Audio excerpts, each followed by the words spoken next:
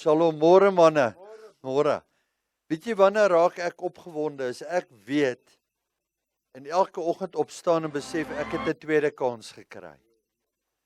Ek het 'n tweede kans gekry.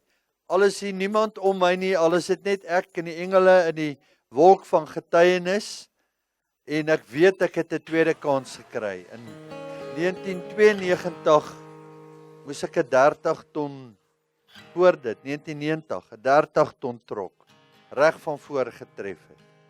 En ek was reguit op pad hel toe gewees. Ek weet nie hoe ek het ontsnap nie, ek gaan dit sien. Ek gaan die film sien afspeel as ek daar bo aankom, as ons daar aankom daar bo. En elke oggend as ek opstaan, dan kom daai net by my op. Ek het 'n kans gehad. En dit dryf my om 9 uur gisteraand in te kom en vanoggend hier nog steeds te wees. En net Jesus te loof en prys, want sy genade is so groot. Ek loof en prys hom eerder deur die nag 1 keer 'n week as wat ek nou in die hel was. Want ouens in die hel sou wat wil gee om hier te gewees het vanoggend. En hulle sou kom getuig het. Ons beste getuienis, die beste getuienis kom uit die hel uit. Laat ek vir julle vertel. Vra die ryk man en Lazarus. Die beste getuienis het gesê, gaan net en gaan vertel my broers een keer. Hoeveel keer het jy al gaan vertel van Jesus se goedheid?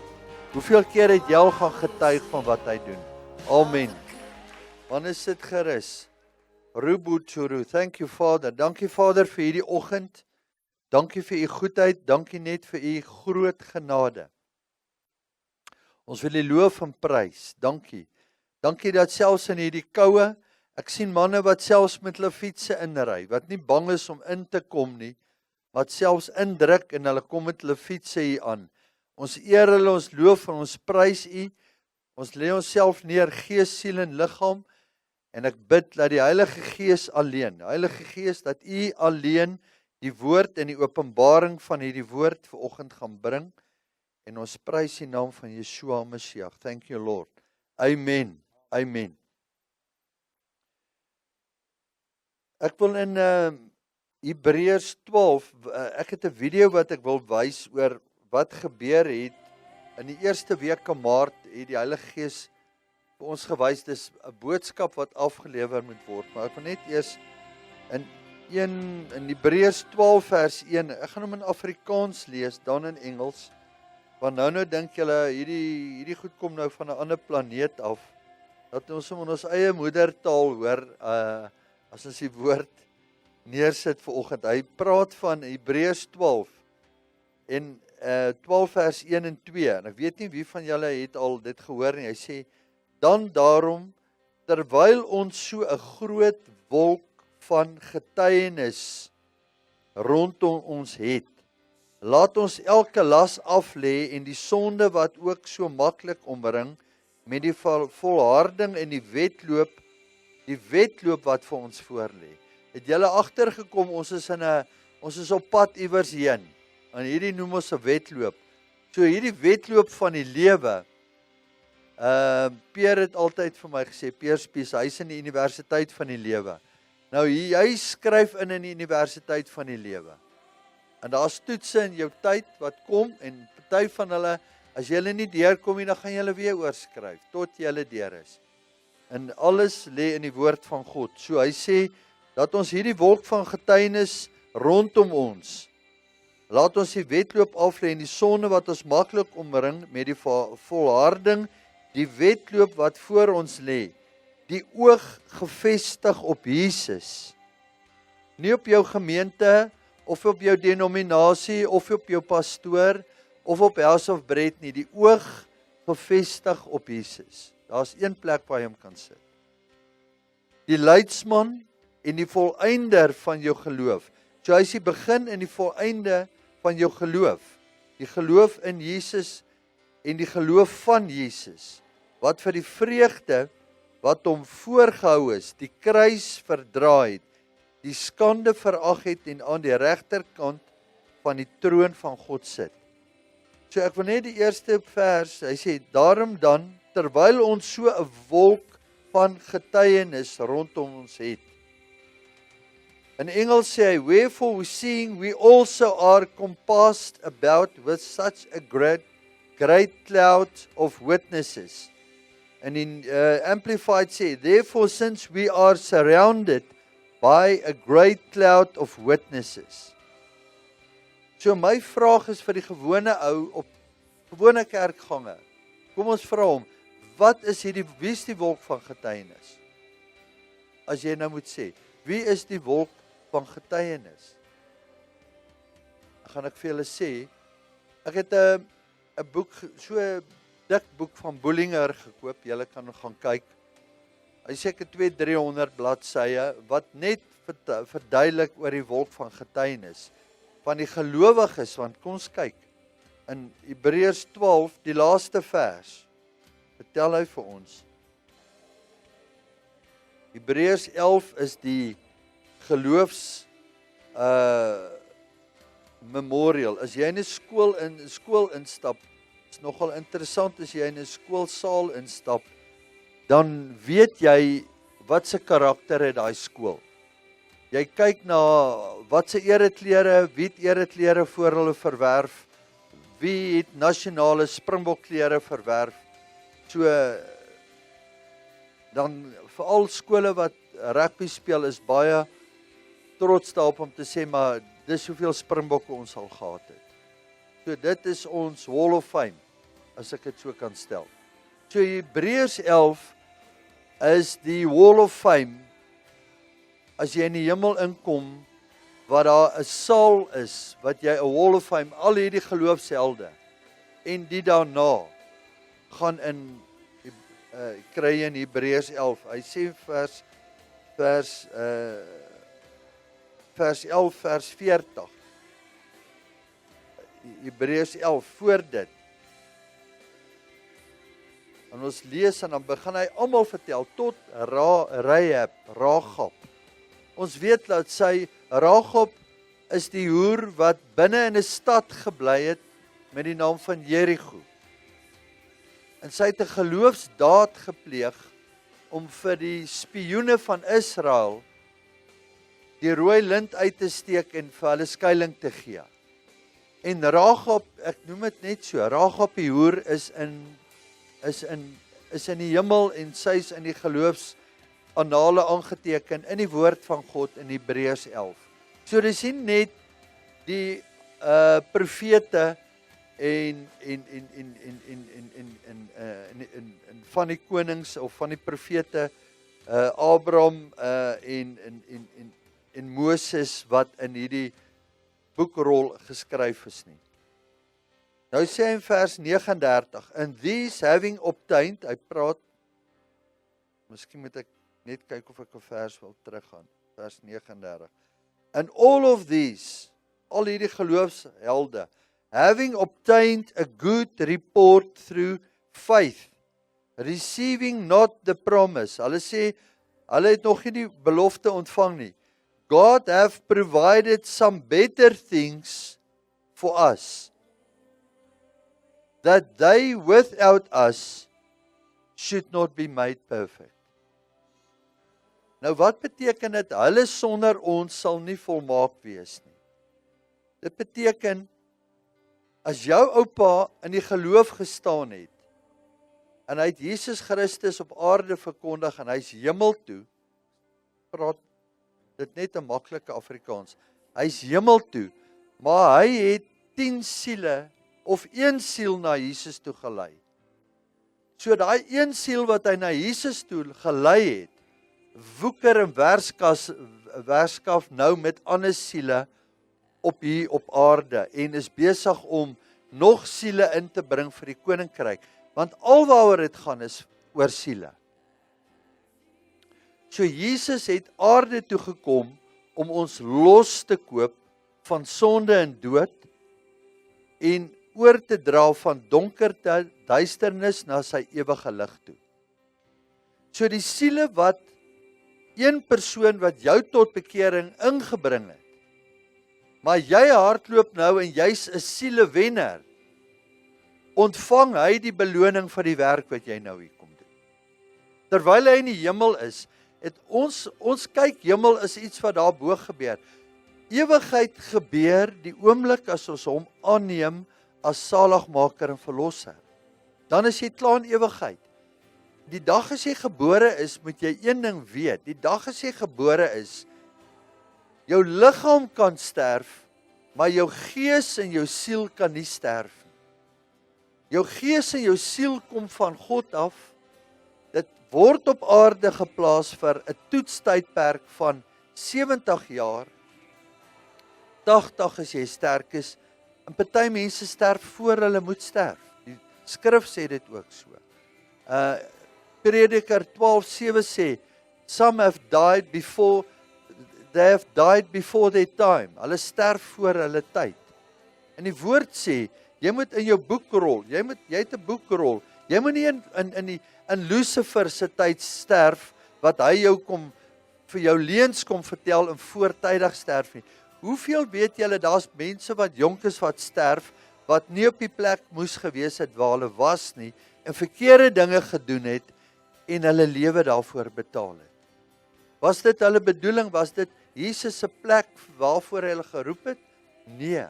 Hy het 'n groter plan vir hulle gehad.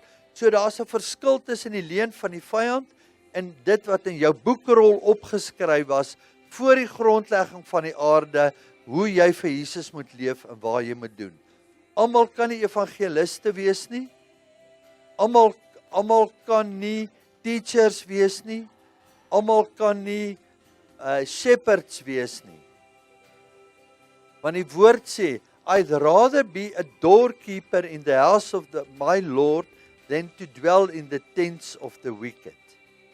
Party is doorkeepers, party is scribes. Ek sien vir Chris al vir die laaste hoeveel jaar is ons bid in die oggend, nou kom hy in. Al wat hy doen, hy vat aantekeninge en hy hou 'n rekord van gebede wat ons bid en hy stel dit op en ons doen petisies en van die gebede kom lê tot in hierdie kruik.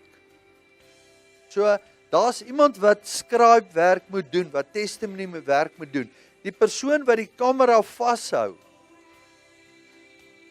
het veroorsaak dat deur sy editing het iemand die woord gesien en tot bekering gekom. En hy het 'n beloning in die hemel wat hy gaan kry wat niemand van weet nie. So baie keer kyk ons verby net na die persoon wat voor staan en bedien en dink is net hy wat belonings gaan ontvang. Almal is deel van die liggaam van Christus wat betrokke is in die werk van Jesus Christus waarvoor hy ons geroep het. So nou kom ek terug. Having provided some better things for us, that they without us should not be made perfect. So daar's 'n tydlyn van 6000 jaar voordat Jesus terugkom en ek gaan daaroor met julle kortliks wil ek met julle deel hieroor. Daar's 'n tydlyn van 6000 jaar. En ons weet daar's 'n eerste siel wat gered is, daar's 'n eerste, maar daar's ook 'n laaste een.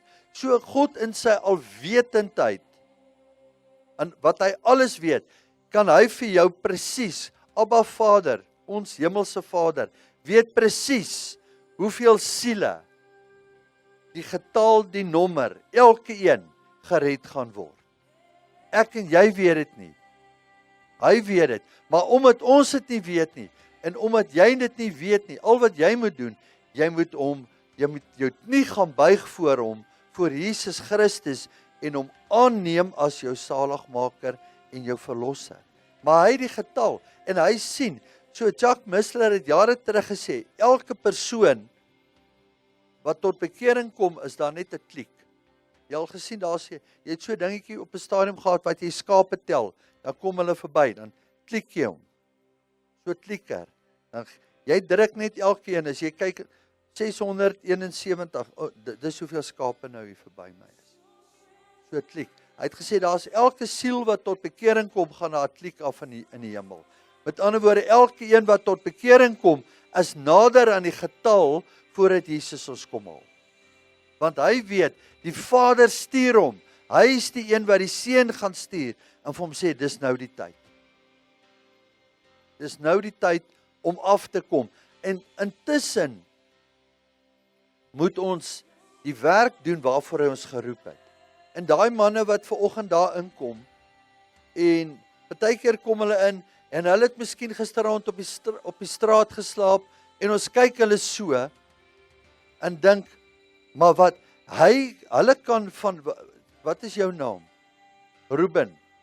Onthou jy was 2 weke terug hier, Ruben. Ruben wat beteken seun. Ruben kan gaan, en hy kan saam met iemand vanaand, waar hy is, net die evangelie van Jesus Christus deel. Daai persoon kom tot bekering, en Ruben se naam, as hy in verhouding met Jesus Christus loop, het 'n klik gekry en hy het 'n siel hemel toe gelei. En die persoon met wie hy dit kan deel, Dawie Spies se pa het nie geweet, toe hy Reinhard Bonkie geëvangeliseer het, dat miljoene, 200 miljoen mense gaan onder Bonkie se mantel tot bekering kom. Hy het hom geëvangeliseer, hy het hom nie na Jesus toe gelei nie, maar Reinhard Bonkie het by hom in sy huis gebly. So wat ek wil sê, daar's mantels. Mantels beteken, het jy al gesien op skool, dat die persoon wat, jy kry balkies, onthou julle die leerlingraad, en dan het jy een vir koor, of jy het een vir dit, en of jy het een vir skaak, en die ander een het een vir rugby. So daai manne met die rugby baadjies, hulle is altyd die ouens wat so breë bors mos nou daar rondgeloop het, met hulle accolades en hulle baadjies wat hulle het. En dan kry jy 'n erebaadjie, hy lyk anders as 'n gewone kleerbaadjie.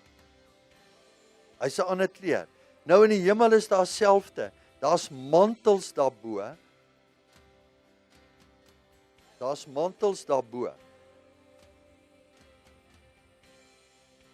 Nie mantels hier, daar's eintlik robes, clothing. Mantels word neergelaat. Mantels word soos Elia, hulle plaas die mantel neer. So as hy die mantel neerlaat, vat jy die volgende mantel. So dis wat ek wil sê. Weet julle dat Elia het opgevaar, en terwyl hy opvaar hemel, het hy die mantel gelos, wie het hom opgetel? Elisa, het die mantel opgetel. Wat het hy ontvang? 'n dubbel porsie van Elia. So wat ons moet doen, God having provided some better things for us, that they without us should not be made perfect. Het julle geweet, 'n pa kan boer, dan vat hy die plaas tot so ver. In 1920 het die pa met osse geboer. In 1940 het hy valjapies en hierdie klein Fergusons gehad. Nou in 2026 kom hulle daar, en dan is hulle met rekenaars en tablets en goed besig, en is uitwheelers en is hierdie groot trekkers. Kom julle agter, dit verander die tegnologie en die plase en die grondgehalte en hoe jy boer, dat as hy nie die plaas gelos het nie, het die seun nie vandag geboer op daai plaas nie. Stem julle saam? Dit gaan so. So dieselfde, as 'n Bonkie nie voor ons was nie, as 'n Gerrit Nel, as 'n Daru de Wet nie voor ons was nie, as 'n Peer Spies nie voor ons was nie, nie manne op 'n kamp na Jesus toe gaan, hulle vat dan kom die volgende generasie, en ons dra hierdie mantel, en Angus het altyd gesê, hy het soveel seuns, nou het hy die mantel, maar die oomblik as hy opgeroep word, dan val die mantel, en die seuns moet hom hardloop, maar het hy al sy volle prys gekry? Nee, nog nie. Hoekom? Want daar seuns na hom, wat hy na Jesus toe gelei het, wat sy siele op sy rekening gaan kom. Maak dit vir julle sin? So jou oupa het miskien een persoon na Jesus toe gelei, dis jy, maar jy lei elke dag 10. So sy rekening, sy boek is nog nie toegemaak met die hoeveelheid siele waarvoor hy die prys kan kry nie, en hy is nog besig om in te druk daarvoor, want hy weet, God having provided some better things for us, that they without us should not be made perfect. Hulle wag vir hy laaste generasie, dan kan hy kom voorraadopname vat om te kyk, dis die siele, dis wat elkeen gaan kry, dit gaan sy plek by die troon wees. So daar's krone en daar's belonings en daar's selfs 'n boek geskryf oor hulle wat rondom 'n tafel sit en fellowship het. In Maleagi 3 sê hy, en daar's 'n book of remembrance, en hulle wat net praat oor die vrees van God, they that only talk about the fear of the Lord, those people names will be written in the book of remembrance, in die boek van herinnering. So God hy's iemand wat daarvan hou om pryse en accolades en te spog wat daar aangaan en plekke gereed te maak vir die werk wat ons hier doen, is nie verniet nie. Maar dis nie vir hier nie. Ons beloning is nie vir hier nie. Elke ding wat jy hier doen, elke siel wat die evangeliste wat hulle na Jesus toe lei op die straat, elkeen wat hulle lei, kry hulle 'n tik. Nog een by. En jy kan naderhand, maar jou fokus moenie op die siele wees nie. Jou fokus moet terug altyd na die kruis toe wees. Nou die volgende, vers 12. Wherefore seeing we also are compassed about with such a great cloud of witnesses. Weet jy dat as jy ek praat nou van geloofshelde wat in daai accolades is, en dan mense wat voor ons uit is nie net in die hemel nie. Met ander woorde, God laat hulle toe in hulle verheerlikte liggaam om aarde toe te kom wat jy nie kan sien nie, tensy jou geestelike oë oopgaan, en dan sien jy maar hier tussen ons sit van die boetas wat mense na Jesus toe gelei het. Ons noem dit die wolk van getuienis. A cloud of witnesses. Ek weet in die 90s, laat 90s, het Sadhu Sundarai Selvaraj, daai profeet van India, het in Johannesburg kom bedien. En in die konferensie, toe sien hy John G. Lake en Andrew Murray sit in die konferensie. So God laat hulle toe, want onthou, julle manne, ons moet een ding verstaan, daar's nie 'n verskil in ewigheid tussen jou oupa en jou nie, al verskil. Ons is deel van die kerk op aarde, hulle is deel van die kerk in die hemel. Is daar twee verskillende kerke, twee verskillende plek? Nee, dis dieselfde. Die een is net nog in sy, al wat jou weerhou om in die kerk in die hemel te wees, is jou fisiese liggaam. Dis al wat hom weerhou om deel van die wolk van getuienis te wees. En ons moet dit versien en verstaan en weet, ons gaan nie net hemel toe en jy gaan daar in 'n vertrek sit en jy wonder hoe dit is en ons gaan mekaar herken, ons gaan die mense herken, want die ryk man en Lazarus het mekaar herken onder toe hulle in die paradys was. Hulle het mekaar herken. Daar gaan nie meer geslagsvoorplanting wees nie, daar gaan nie meer gender wees nie, dit gaan 'n verheerlikte liggaam wees, soos wat Jesus gehad het. Maar in daai nou, op hierdie tyd, hoekom sê ek dit vir julle? Want as ons bid in die oggende hier, dan kom Barend en dan sê hy vir my,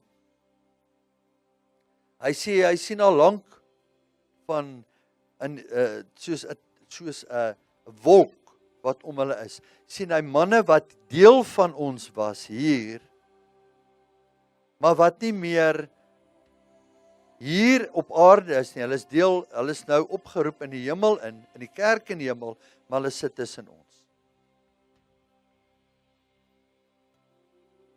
Is mense wat deel is van daai wolk. Almal is nie deel van die wolk nie. Almal word nie afgestuur in die wolk nie.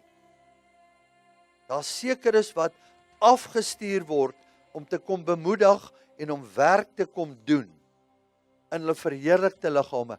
Ons moet een ding verstaan, en ek bring heeltemal iets anders as wat ek in gedagte het, maar die Heilige Gees partykeer, as ek net staan hier, dan begin die Heilige Gees net vloei, en dan begin ek oor iets bedien.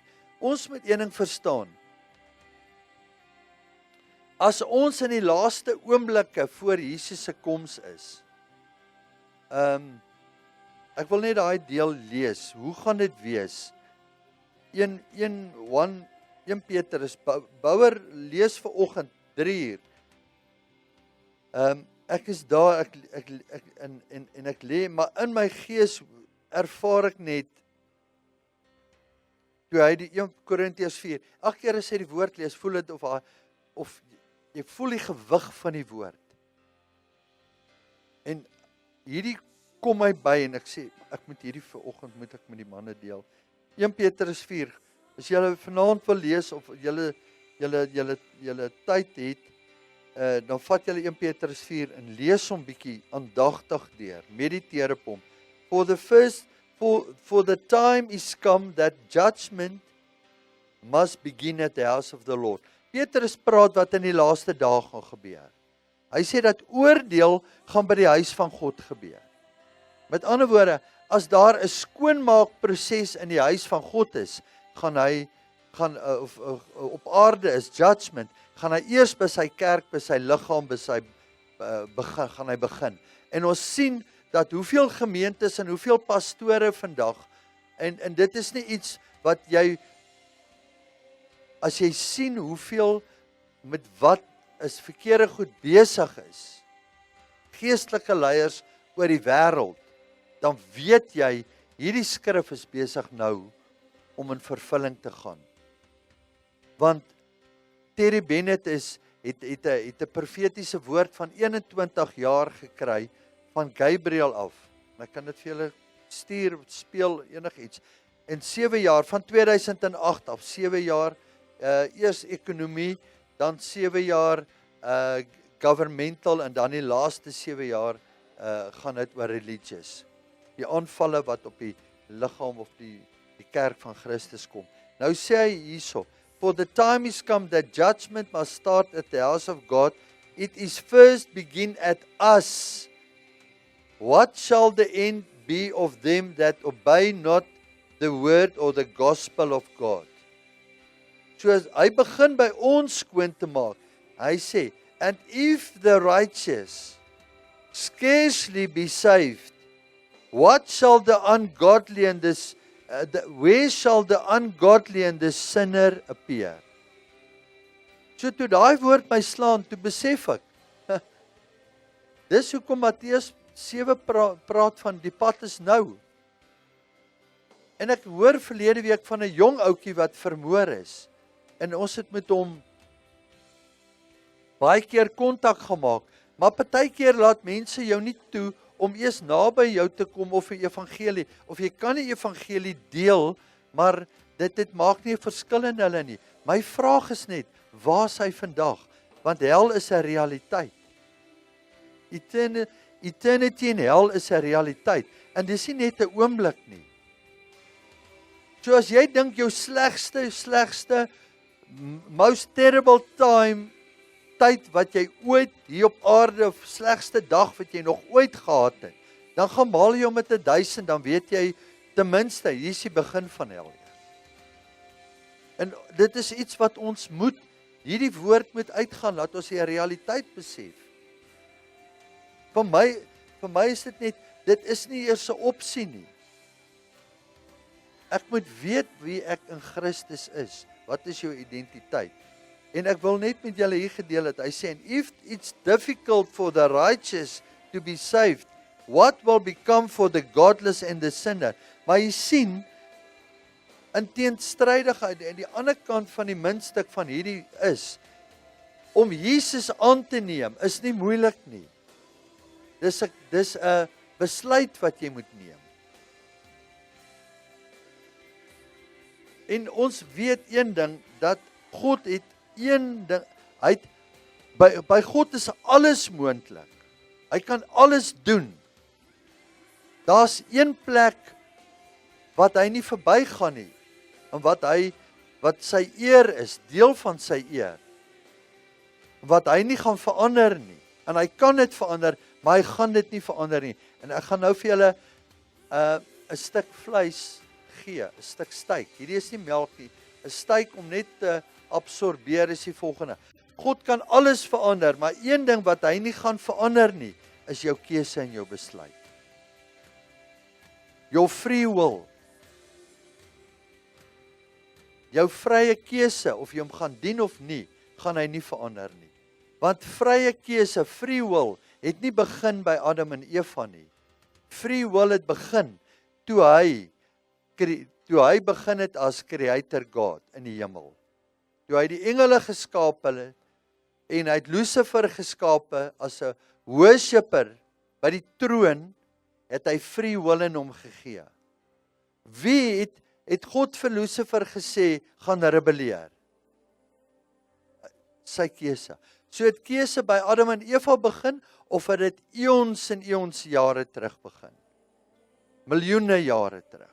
Dis wanneer vrywil begin het. En daai vrywil wat hy gehad het, Lucifer, as hy geweet het wat is reg en verkeerd, met ander woorde, dan was die woord van God sê, ek het my woord bo my naam gestel. Sy law, alles wat hier is, die hele konstitusie van God se woord, van alles in die universe wat created is in hierdie woord saamgestel. Alles is in die woord. Soveel gewig dra die woord. Hierdie woord was van die begin af daar, en die woord was God, en hierdie woord is Jesus Christus. Johannes 1 vers 1. In die begin was die woord was God, en die woord is God. Dis hoekom die Vader en die Seun en die Gees is 3, maar hulle is 1.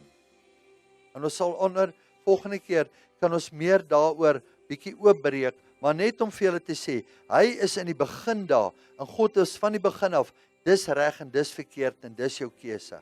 En in dit wat hulle hoogmoed gekom het, en hulle het 'n keuse gemaak, het hy soveel deception en oorreding gehad, dat 'n derde wat by die troon is, derde van die engele, het saam met hom geval.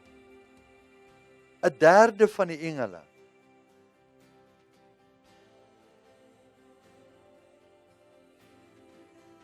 Die gevalle engele, as jy in Openbaring 9 gaan lees, is in kettings vasgemaak onder hulle wat ons noem die abyss. Want wat ek verstaan en wat vir my sin maak, omdat die engele, wie het hulle versoek? Wie het Lucifer versoek? Daar was nie versoeking in hulle nie. So as daar nie versoeking is nie, dan is daar nie repentance vir hulle nie.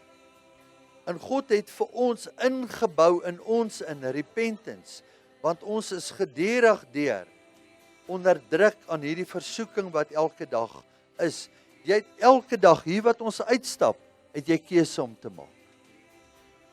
Vanaand 6:00 is die son ondergaan, Vrydag aand in Bloemfontein, gaan ry deur Tweede Laan, gaan ry deur die plekke, dan gaan kyk jy wat se keuses maak die mense.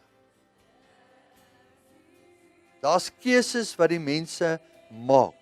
Niemand het hulle geforseer. Gaan soontoe, koop vir jou hierdie, gooi dit in jou keel af nie. Ek het daai pad geloop. Ek het agtergekom, niemand het my forseer nie. Ek wou dit doen. Ek het agtergekom, is makliker en lekkerder om daar te wees, as om Sondagoggend in te stap en 'n gesig voor te sit. Sondag was nie vir my lekker, maar ek het gevoel, ek het hierdie skuldgevoel gehad, ek moet gaan, maar was vir my moeilik. Want jy sien, daar's 'n verskil tussen religion en relationship. En as jy by jou pa wil wees, weet jy wat, as jy 'n verhouding by jou pa is, daar geen lekkerder plek is om jou pa se huis te wees nie. Te weet, ek kan maak wat ek wil, jy wonder nie, en iemand kom by jou in, by jou pa se huis, hoor jy, sê gou vir my, wie se seun is jy?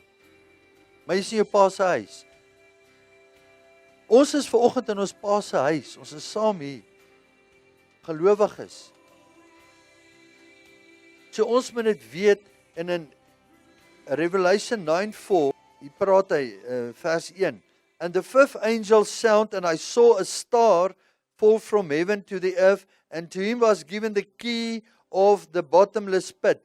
And he opened the bottomless pit, and there arose a smoke out of the pit, and the smoke of a great furnace, and the sun and the air and darkened in the smoke of the pit. And there came out of the smoke locusts upon the earth, and there was given power and scorpions.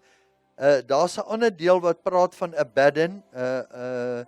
In those days men shall seek death, and they shall not find it. Ek wil nie, and there's a king, 9 vers 11. They had a king over them, which is the angel of the bottomless pit, whose name in the Hebrew tongue is Abaddon, but in the Greek tongue his name is Apollyon. Nou daai angel is nie 'n engel van God nie, it's a fallen angel. Hy's nou hier waar ons is, nou is hy onder die aarde vasgebind in kettinge. Tot die tyd wat God kom en sê hy kan uitkom, hy gaan nou kom en judgment bring oor die aarde. En die aardbewoners wat nie Jesus aangeneem het nie, gaan hy pynig. So die pyniging wat gaan kom, gaan hierdie na 'n Sondagskool piknik laat lyk, heeltemal wat ons nou in is. Ons verstaan dit nie. En hierdie is nie om fear en trembling in te bring nie. Hierdie is om te sê dat Jesus Christus het jou so lief en hy het sy woord gegee, laat ons verstaan, daar's 'n verskil tussen duisternis en lig. Ek wil vir julle wys, onthou julle eerste week Maart, hierdie wat hier was, het ek vir julle gesê, terwyl ons praat wat in die bodemlose put aangaan, het ek vir julle gesê, daar gaan UFO disclosure gaan wees. Hulle gaan die files wat nie die leers, die secret files, die geheime leers wat nog nooit openbaar gemaak is nie, gaan hulle openbaar maak in Amerika oor wat in die jare oor die UFO's gebeur het. Ek het dit Maart maand vir julle gekry en 3 weke daarna, ons het die woord ontvang hier. Heilige Gees het gesê, dis tyd dat die manne, dis tyd dat ons moet weet van dit. Nou vra ek, nou my volgende vraag is, en dit is wat hulle nou in Amerika vra, en onthou Amerika is baie meer liberaal in die gees, hulle is baie meer oop om oor hierdie goed te praat, as wat Suid-Afrika is. Suid-Afrika, we are so stuck in religion, ons is te bang om oor dit te praat. Nou vra ek vir jou, sê vir my, hoeveel gemeentes in Suid-Afrika gaan oor UFO disclosure praat? Julle kan vir my sê, Amerika is besig, hulle het pastore uitgenooi na 'n secret meeting toe, om vir hulle te sê, berei julle gemeentes voor. 3 weke nadat die Heilige Gees vir ons gesê het, begin praat oor dit. Ek gaan dit nou vir julle speel. Chris, jy kan dit, Wilbur sit dit aan. A great day of understanding, and it will be if you'll watch everything that we're about to present to you. We have with us a gentleman that I have known a long time, 40 years now? 35 to 40. At years. least 35. Yeah, that sounds old, so we won't talk about how long we've known each other. But he pastors the Bend in Cookeville, Tennessee, which is a fabulous church, and we've been there a few times ministering. But I appreciate his friendship, but I also appreciate the fact that he's a researcher. When he studies something, whether he's writing a book or he's studying something from scripture, from history, he goes in depth with it. Now, he has been personally a part of at least 3 or 4 meetings that dealt with the future of release of the documents, which is called the UFO files that the government has had classified for quite some time that are now slowly being released little by little. And he was one of the men that was in the meeting that when I did the little video, it was just a video I did for YouTube, it went viral. I had no idea it was going to do that. When I talked about someone had shared with me, this is the man that had talked to me about this, and he was given a warning about the deception that could come as a result of what would follow if people misread the information or if there was any kind of a deception planted as a result of the release of the information. So Shane, I'm going to let you take it from there. And I think it would be good to kind of go back to the meeting and then we've already done 2 programs, but maybe there's some things that you didn't share in those that you might want to share, whatever you want to do. Well, just to recap again, I I did not have any intentions of ever being on this program with you or anybody else. I never had intentions of even telling my church about it. Nobody knew about it until I reached out to you because I was invited into a meeting. I will say flat out for everybody who's watching YouTube, all of these preachers that are saying they were invited into meetings are not lying. Yeah. I've been invited to at least 3 or 4. This was one of the most extensive meetings I've been into. I was invited into a meeting. I was skeptical about the meeting, as I'm always am. I learned a long time ago in my research, especially of strangeness, what we call strangeness. Trust but verify. Mm-hmm. I really believe that the people leading the meeting had great hearts, great intentions, and a great love for the body of Christ. And I believe that their heart was to make the body of Christ aware of what is about to come. And in this meeting, they shared with us documentation, photographs, PowerPoint slides. I saw various things, crafts, pictures of beings, a couple of different beings of different kinds. I was made aware of some of this. The result of the meeting, or the gist of the meeting, was not to really show us anything new. A lot of stuff that we saw had already been circulating around. I'm a student and I watch weird stuff anyway. You and I are a lot alike, so yeah. I'm up late at night watching weird stuff. But I had seen a lot of the information, but to hear it come from people who supposedly were high-ranking or very knowledgeable people. I'm trying to be careful what I say. Let's say directly connected to the information. They were directly connected to the information. There were no official government officials there, but these people were very directly connected. Right. So much so that the documentation was overwhelming. I will say out of that meeting, because of my skepticism, I reached out to you. I thought if anybody had been brought into a meeting before, it would have been Perry Stone. Everybody knows Perry's always taught on this for years. And so I reached out to you. I found out you didn't know about the meeting. I reached out to another man. He did tell me he was part of a meeting, and I asked him to tell me. I did not tell him. I said, tell me what you heard in that meeting. He began to go down the list. It was identical. A recap, ek wil net hierdie saamvat. Voor ons klaarmaak en afsluit vir oggend. En dit is die volgende. En ek het dit Maart maand gesê en ek glo dit met my hele hart. 1, dis nie iets om oor bang te word nie. Dit gaan gebeur. As jy in Christus Jesus geanker is daar niks om oor te vrees nie. As jy in die woord geanker is en in Jesus geanker is, gaan die misleiding nie oor jou kom nie. Maar dit is goed om tussen broers te wees, tussen mense te wees, wat die waarheid soek, en kan onderskei tussen die leuen en die waarheid. Ek meen, as hierdie nie 2-3 weke of 'n maand terug hier neergesit is nie, kan jy dit dalk sien op YouTube, of jy kan dit hoor, maar jy gaan dit los, want jy gaan dink, maar dit is nie wat ek geleer het in my gemeente nie, dis nie wat ek geleer het by my dominee of by my pastoor nie.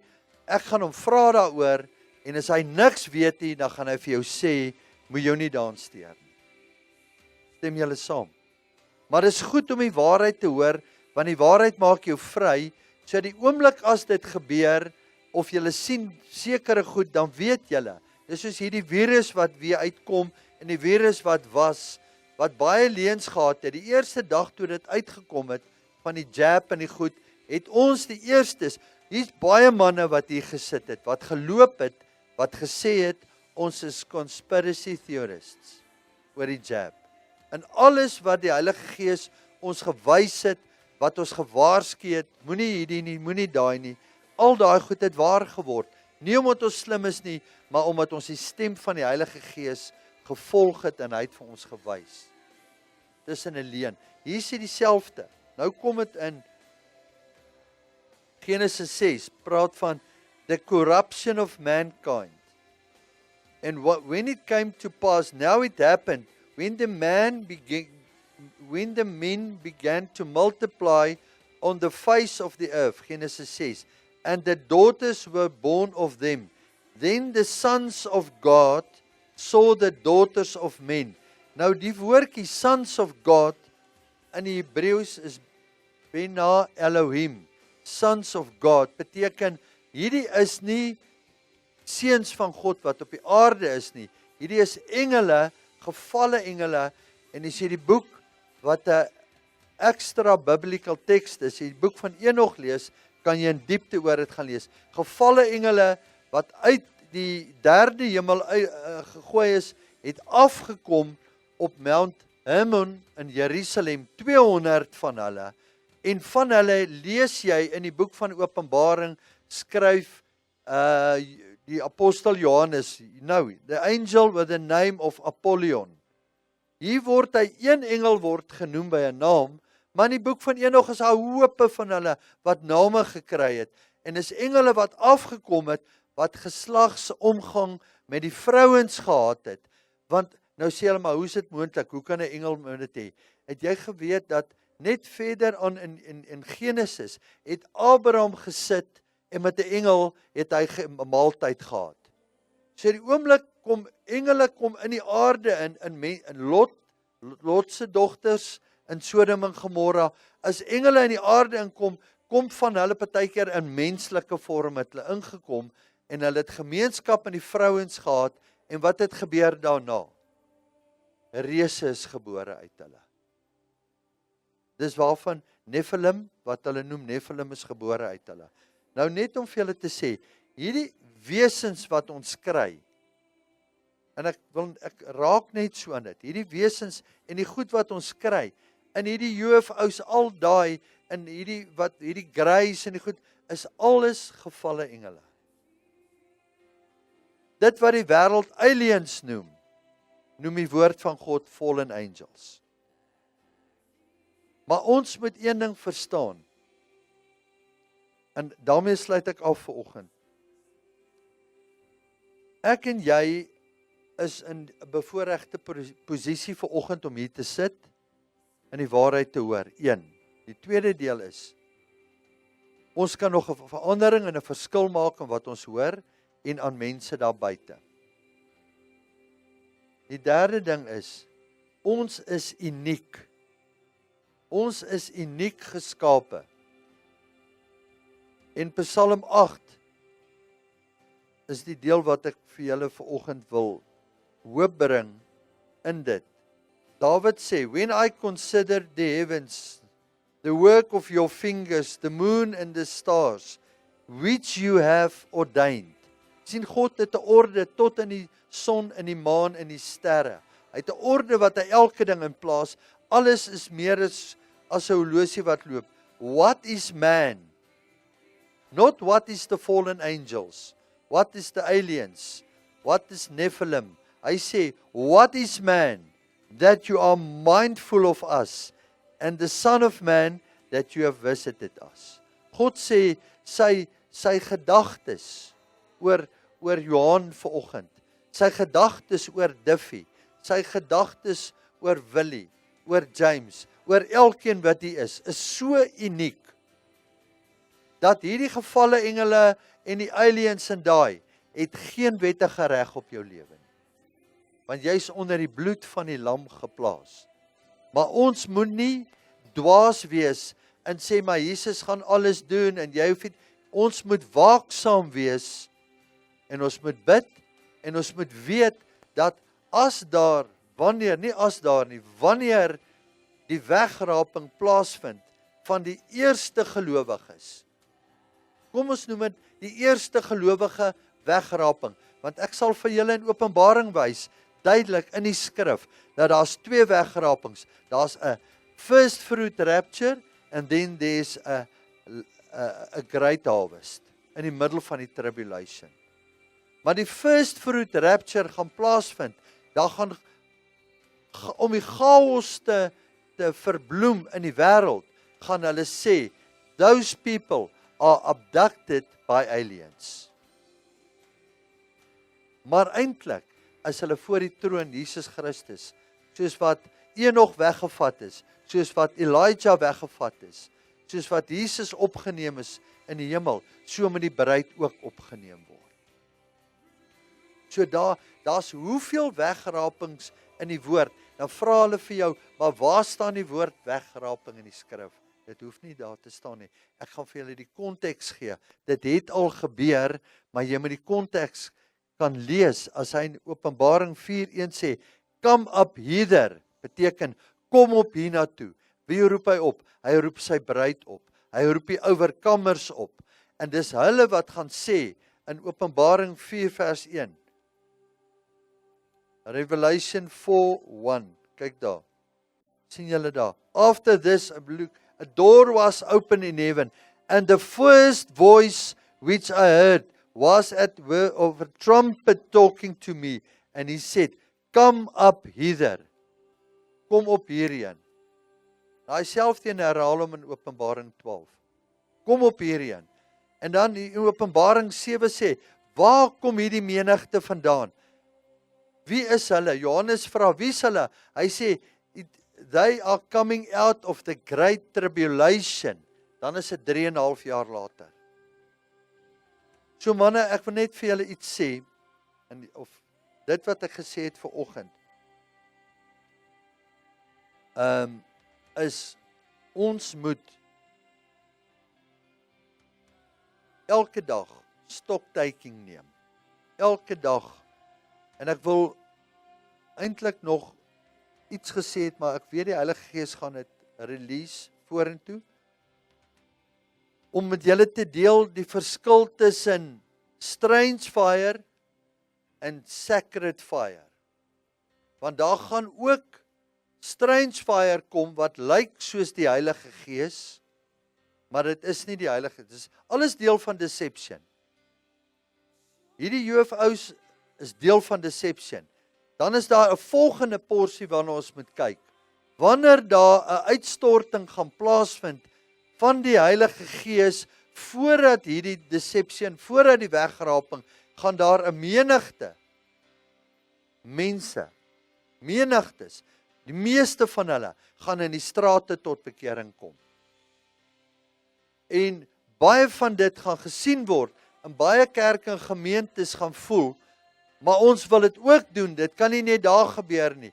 En daar gaan 'n strange fire inkom, 'n vreemde vuur,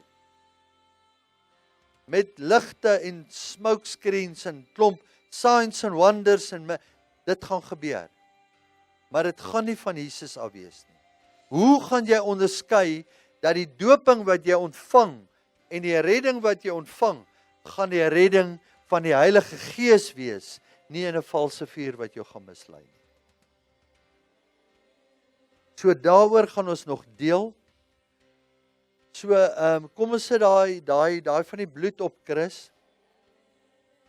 Dan sluit ons af vir oggend. Man, ek hoop julle verstaan die tye waarin ons leef. Ek is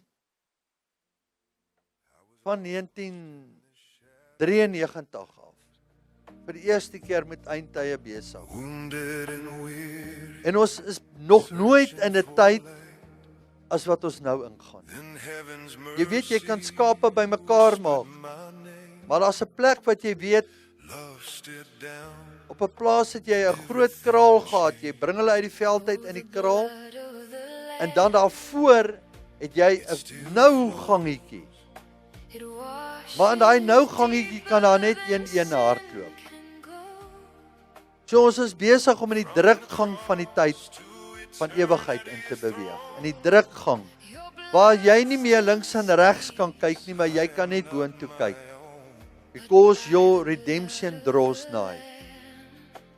Jesus Christus is op pad, en ek gaan dit elke week sê, en ons gaan elke week gaan ons gereed maak, want is beter om, ek wil voor sy troon gaan staan en sê, ek het alles gedoen om die waarheid van u genade vir die manne te gee. Hoeveel opdaag het ek nie beheer oor nie, of hulle die woord wil hoor, en of hulle dink is vals, ek moet verantwoording gaan doen en voor sy troon gaan staan, en al wat ek wil hoor is, well done, good and faithful servant. Dis die enigste woorde wat ek wil hoor. En hoe meer ek daarin beweeg, hoe meer wil ek net dit doen wat hy my voorgeroep het. Want dit is alles net genade. So Vader, ek wil vanoggend kom afseël met die bloed van die lam. Yeshua HaMashiach. Dankie vir u goedheid. Dankie vir manne wat u is. Ek bid sommer vir manne, vir hulle gesinne, vir hulle ouers, vir hulle kinders. U genade is so groot dat ons kan selfs uitroep en dat die woord selfs vroeër die week gegee het dat as jy in geregtigheid staan in Job 22, dankie Jesus, u is so goed in die woord in Job 22 wil ons die woord lees in gebed. When you are cast down and humbled, you will be speaking confidence, and the humble person, he will lift up and save. He will even rescue the one who is not innocent, and he will be rescued through the cleanness of your hands. Dat mense om jou gaan gered word, omdat jou hande skoon gewas is met die bloed. As jy in geregtigheid loop en jy het familielede wat nie Jesus ken nie, kan jy uitroep en jou hande oplig en sê, Jesus, was my hande vanoggend met die bloed en ek spreek lewe oor my familie, oor my vriende, want die woord sê, in my hande het ek kom was met die bloed van die Seun Jesus Christus, dat hierdie bloedgewaste hande van my lewe kan spreek oor my vriende wat nie gered is nie, sodat hulle die lig kan sien. En ons wil U loof en prys vir U woord vanoggend. En dankie Vader ook vir die offer, of dit R5 of R10 of 100 is, manne net hulle lewens, hulle liggame gee, as 'n welgevallige offer vanoggend. Kom gee jou lewe as 'n offer, your body as a living, lewende offer, voor die troon van genade. En ons prys die naam van Jesus Christus, Yeshua HaMashiach. Thank you Lord.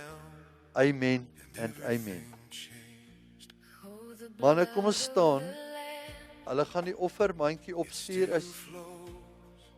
Plaas net wat op jou hart is in die offermandjie. En ons wyf hom.